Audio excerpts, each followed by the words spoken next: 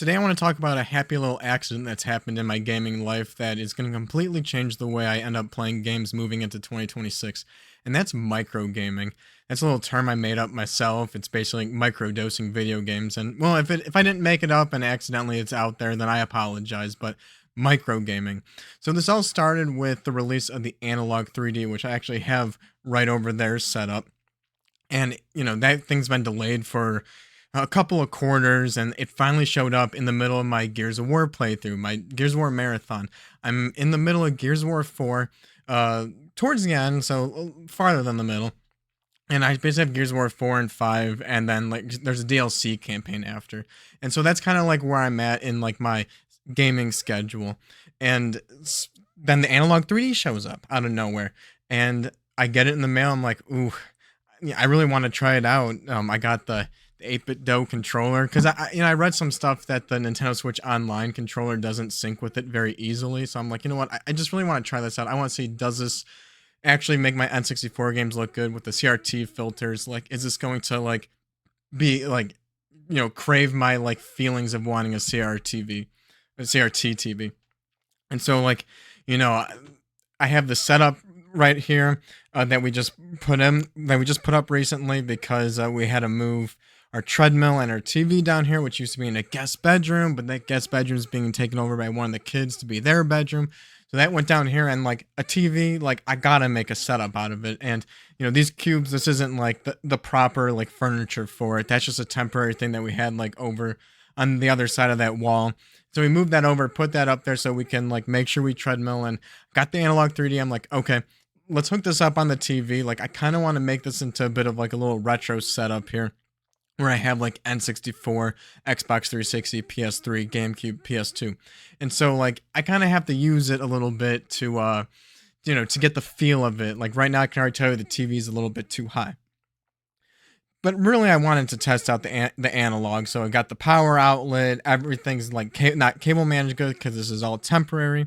And so I wanted to check it out. So what I do, what's the best game for me to like try out and see if this N64 clone system is good, if it feels right, if this is satisfying my needs. And that of course is Mario 64.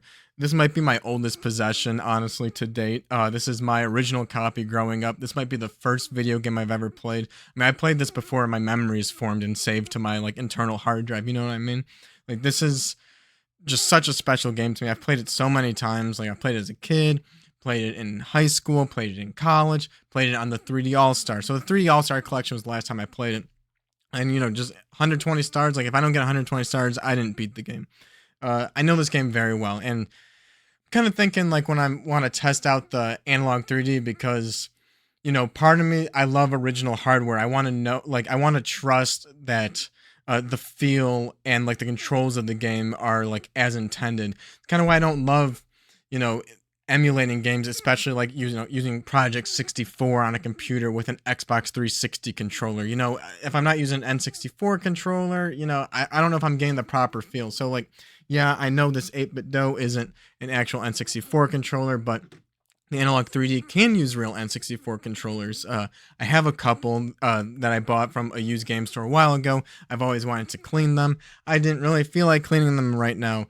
But if I get that NSO online controller working, which I think there's a dongle, but I just saw there might be some like squirreliness with the setup that you might need to use a real N64 to help get that handshake and get it paired and connected. But I don't have a real N64. I lost that in a flood back in 2015, so that's why I really wanted the Analog 3D. But so if I got this controller, and assuming the NSO controller works eventually, plus my two actual N64 controllers, I have 4 controllers, which is going to be perfect for Mario Party in the future and Mario Kart and all that. So I really wanted to try out Mario 64, and so I put it in, and I went and got like the first star, went and beat King Bomb Bomb. And I was like, okay, you know what? This feels good. I love the CRT filters. This looks great. This will satisfy my N64 needs. I don't think as I build this retro setup here, I don't think I really need to get an actual N64, maybe not even a CRT TV, because those filters are good enough. I think like on Switch NSO, they added for Switch 2 CRT filters, but they have that just those banners on the side. Like I like the black bars because when like I'm in the basement, so when I turn off all the lights at night, like I can't even like see the black bars. It's so dark down here, which I love. So yeah, like this is an amazing solution for me. But as I move forward in new games, I just want to make sure I can trust it. Mario 64, the first star worked really good, but I'm like, you know what? To make sure that like the controller works good and everything, that I'm vibing with the controller and the feel of all of it. Like, what better test is there to get all 120 stars in Mario 64? Something I've done all the time. Haven't done it in like 5 or 6 years, but it's about time that I should probably do it. But that leaves me conflicted because, as I said earlier, I'm in the middle of a Gears of War marathon, and I'm very close to being at the end of it. I'm at the end of like Gears of War 4, and then I have Gears of War 5, and then the expansion DLC. And so ultimately, like that night, so I did this like during the day, and then at night I was like, okay, like during the day after this, I was like, man, I kind of want to keep playing some more Mario 64. Like I love that game, but then at the same time, I'm like, but Gears of War is my main game right now. I made it this far, like I kind of want to finish that. E-Day's coming out next year, and I want to like finish all the games so that way between now and E-Day, I have the option to read the books and comic books, like as I like have a little time blocked off for like reading. And so as I sit down wanting to play Gears of War, I'm playing it, and in the back of my mind, I'm like, man, I kind of want to play Mario 64. But that's like a bad feeling where you're playing a game and thinking about like, oh man, how fun would it be if I'm playing this other game, or I can't wait to play this other game. Like I should be playing Gears and enjoying the moment of Gears. Ultimately, I ended up enjoying my time with it as I was playing my little session. I think I had a 45-minute block, and I spent like 30 minutes of that. I finished a chapter, and if you haven't played Gears of War, there's like 5 acts in the game, and they're split up into like mini chapters, which are like levels and worlds in, say, like a Mario game. So not only did I finish a level, but I finished like a world. And for me, someone who has like really small gaps of game time per night, finishing like a world, a main level in the game, it's just such a great stopping point. I had like 10 minutes left in my like allocated gaming session before I had to go upstairs and like, help out with the kids and all that, or give my wife a turn to have her free time. And so most of my nights for probably the past couple of years, having that 10 minutes at the end of that session wouldn't really have been worth me starting the next like chapter, the next level of Gears of War. It would make the story way more fragmented. I'd kind of rather just wait till my next session to play and have another 45-minute blocks to like get a good experience of like just the next chapter, the next level of the story. And so I was sitting there, I'm like, you know what? Why can't I just go back into Mario 64, play a little more? Why can't I go back and play a little more? It's right there. Like, there's my main setup with Gears of War. I had 10 extra minutes. Here's the N64. I'm like, let's go over and play a little Mario. And so I went in, and within 10 minutes, I got like 3 more stars. I might have got 4 more stars, actually. No. Yeah, I got 4 stars. 4 stars. I did the next 2 levels, I did the Koopa Troopa race. Then there was like the cannon one where you had to get the star on the island. And then I went over to the slide. See, I thought it was 3, not 4, because when I did the slide, I got that secret star for doing it in like 20 seconds, for doing it really fast. And I was like, oh man, I forgot about that. So, got all that nostalgia feel. And so I did that. I got a few more stars in one night. And then, the next day I'm thinking about it. I'm like, what if I just get like at least 1 star a day? It doesn't have to be strictly 1 per day. But every once in a while, why don't I get these like 10-minute blocks at times? What's preventing me from just going in and getting like 1 more star in Mario? As I keep playing Gears of War, when I have a longer block of time, like 45 minutes, I'll play Gears. But if I have a 10-minute block of time, very similar to like my handheld solution, where it's like, oh, I have 10 minutes to play. Let's play Sonic Rush on the handheld. It's a little different though. My handhelds I like to keep upstairs on the 2nd floor. Here I'm in the basement. So I found 10 minutes here while I was already in the basement. If I went upstairs to play Sonic Rush on my DS, that little commute really kills that 10 minutes. I no longer have 10 minutes. I could be bringing my DS down here, but then I have to micromanage that everywhere I go. Like, no, I have this setup right here, and I have this game that I know within 5 or 10 minutes I can hop in and get 1 star. And if I keep doing that, get like, let's even say, just like for argument's sake, 1 star a day, eventually I'll get all 120 stars, and I'll beat Mario 64. So instead of like forcing myself to have to finish Gears 4 and 5 and then play Mario 64 as like next in line, because for a while, as I transitioned from having a lot of time before, kids and stuff, to having smaller gaps of time, 15, 30, 45 minutes a day, and now discovering how to make use and optimize a 10-minute block of time, I can keep playing this game alongside other big games. And that opens up so many doors, I feel like, because I'm also a huge fan of like JRPGs. Those games are very long, like 60 hours. And I know this isn't a JRPG, but earlier this year I played Yakuza 0 at the launch of the Nintendo Switch 2. And I only got like 8 hours in, and I kind of stopped playing it because I have such little game time that I kind of want to like play a game. And at least in that first 8 hours, there was like a lot of cutscenes and like side quests and all of that.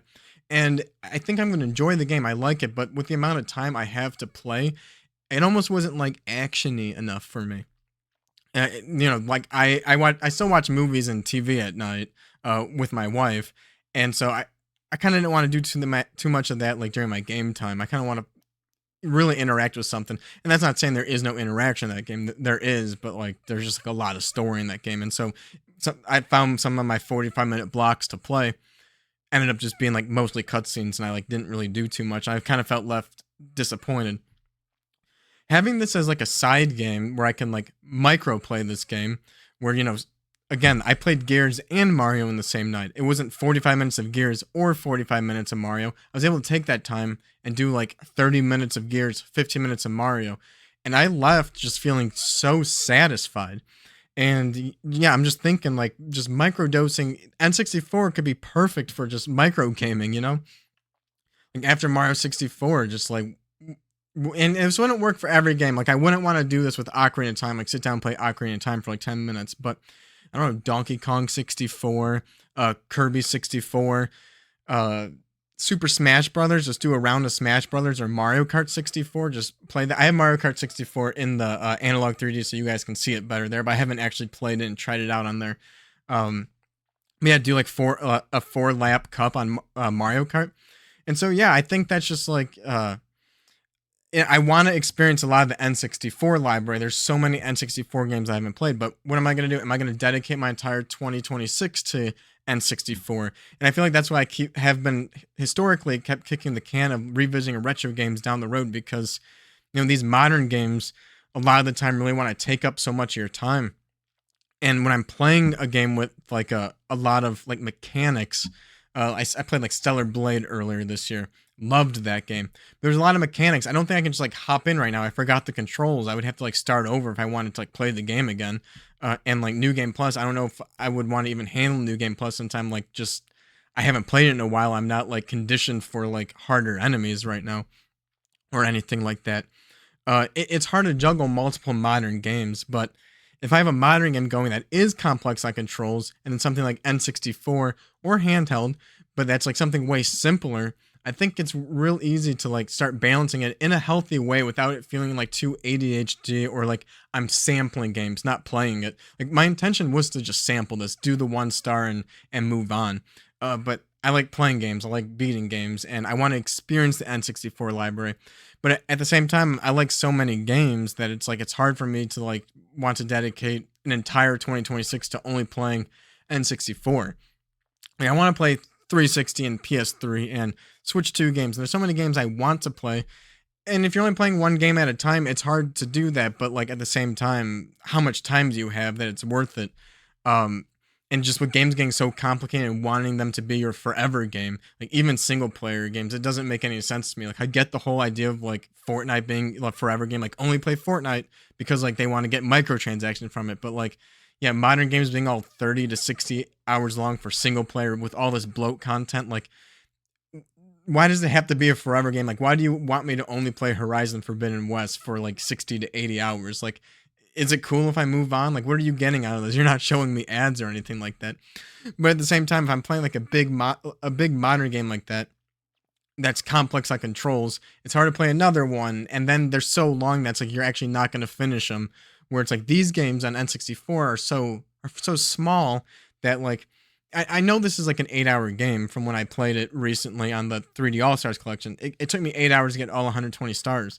So at like 10 minutes a day, what that would be like an hour for per week or something. And that could last 8 weeks. That could be 2 months, and I can beat this game while still playing Gears of War, uh, or whatever modern game I'm playing, or a different retro game like a 360 game or a PS3 game. It's all about just like balancing your time and finding like slots to optimize your gaming experience without it feeling, again, still without it feeling too checklisty, still being fun, but like I don't know. I don't want to sit and play Gears wishing I'm playing this, because then that's taking away from my enjoyment of Gears. Like if there's a way to balance multiple games, because now all of a sudden, like I feel like in a healthy, sustainable way, I'm experiencing Gears of War. I'm experiencing N64 via Mario 64. I'm experiencing Sonic Rush. So I'm having these three experiences that are like coinciding, but I'm able to like manage it in my head, and I'm not getting lost in any of the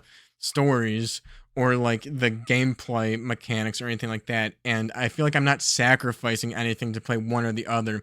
Like with that 10 minutes, I wouldn't have played this. And at the same time, if I have like a second game going on, whether it be this or, Sonic Rush on the DS, and if it's just a night that I'm like, I don't feel like playing Gears tonight, but I'm already like, let's say I'm at 30 stars in Mario 64, I could be like, well, I can play 45 minutes of Mario 64 and kind of like move along my N64 library and just kind of see where that takes me. And yeah, I think that's like a really healthy lifestyle. I feel like I'm having a great time, And then like with this setup, like and starting with N64, like I kind of feel like that as I continue to grow this setup, because ideally I would have the systems that I grew up with and that mean the most to me on this TV accessible and able to play. So that would be like N64, GameCube, PS2, Xbox 360, PS3, Wii, and that's like a difficult like problem for me to solve in this particular space where like I want it to have good furniture that can fit all those. I want everything to be hooked up and cable managed nicely, but not like come out too far in the basement where it's still walkable and not doesn't feel like too cluttery or too hoardering. And so I don't know, something I might do like alongside, like I'm not saying like I'm just gonna play N64 as like my side piece stuff for 2026, but yeah, if I can find a game on a different console like Xbox 360 that I can have as my like my micro gaming, let's say like Peggle or Trials HD on Xbox 360 Arcade, that's like a good excuse for me to set it up on this TV and like figure out how do I get my Xbox 360 set up and like still like have it be like set up good and well, and what kind of furniture do I need to get. So I don't know, there's like so many little benefits, at least I'm finding, to micro gaming. And again, like what's like 1 star a day? Like why I feel like we're so conditioned to games being these huge, long, big experiences, 30, 60 hour long experiences and levels like and cutscenes, making it so like you almost have to sit down for an hour to like truly get something out of the game. Like if I'm just going and sit down and get 1 star out of Mario 64, how is that, like why is that not me getting something out of the game? Yeah, maybe I only got 1 star versus like before it's like, oh, I could be playing for an hour and get like 20 stars and have this like block of immersive experience, which believe you me, I love my immersive experiences. That's why I love movies on the OLED and like the sound system. I love to be completely immersed in the experience, and I like the same thing with games. That's kind of like why I like playing modern games on that TV. Like they look beautiful, they really do, and I like just being like just fully immersed in that experience. And so like I'm playing Mario 64, like I want to be completely immersed in the experience, but at the same time, like I don't have to do that for everything, like, and I can still be fully immersed as I get that 1 star. If that's all the time I have to play, I can just be immersed and get that 1 star. Like being immersed and the duration of my play session, like they're not like mutually like inclusive. Like they're totally different things. I can be completely immersed for that 1 star per day. If I keep doing that over time, I'll complete this game and be able to move on to the next N64 game or whatever other game I want to play. And it doesn't have to be like modern and retro. Like you can do that by just swapping games like on a modern Xbox or a modern like PlayStation 5 or what have you be. But I like this setup because now it's just like a balance. Like I'm getting modern and retro. I'm not playing only modern or only retro. I'm getting just this nice balance going. And like I have long play sessions, long being like my 45-minute play session, but relatively that's long for me. And my short play sessions, like 10 minutes for Sonic Rush and Mario 64. And just, yeah, that mindset shift. Because like before, like I used to play way longer sessions. Like, I'd get off work at 5, especially during, let's say, 2020 when I was working from home, and I would have like 5 o'clock to midnight to play games. Like I was playing like 3 to 5 different games at once, and I could manage because I had just so much time. And when my time really shrunk, and I could get time back if I sacrificed TV and movie times at night. I like that kind of stuff too, so I don't want to sacrifice it. But if a big game comes up, I would and I could. But yeah, as my time shrunk, I felt like I told myself I should only play one game at a time. Like I don't have time to be juggling all these games and like micromanaging all that. I just want to relax. And yeah, like if I play too many games with these little bit of times, like I can't do it. I just think I was looking at the wrong way. I was kind of looking more just like modern, and now you bring in retro and you have these like shorter experiences. And then I find all these times that like I keep telling myself it's not worth playing during this time because I don't have enough time to play to make that session worth it. Uh, I'm able to unlock more game time, and I absolutely love that. Um, yeah, let me know down in the comments. How many games do you guys play simultaneously? I remember back in the Xbox 360 days, I still won't forget this Christmas where I got Call of Duty 4 Modern Warfare, Assassin's Creed, and Mass Effect all in the same Christmas. Like, what an awesome lineup of games. I feel like I want to like recreate that sometime and just go and like replay those 3 games at the same time. But yeah, like back then, like in high school, like I was able to play like 3 Xbox 360 games like simultaneously, and those games I guess weren't really as long as modern games are now. Like I have not really been able to do that, even I guess like even when I had a lot of time. uh I said like I was juggling like 3 to 5 games, but like I was playing like Mario 3D Land on like DS, or like cat some indie games like Cat Quest. I wasn't like playing like Stellar Blade and Final Fantasy 7 Rebirth, like, and Cyberpunk 27, like not like that, not like 3 like brand new main games at the same time, unlike the 360 games. Like I don't know, those were like perfectly scoped games that you could juggle those, and I had enough time to do that.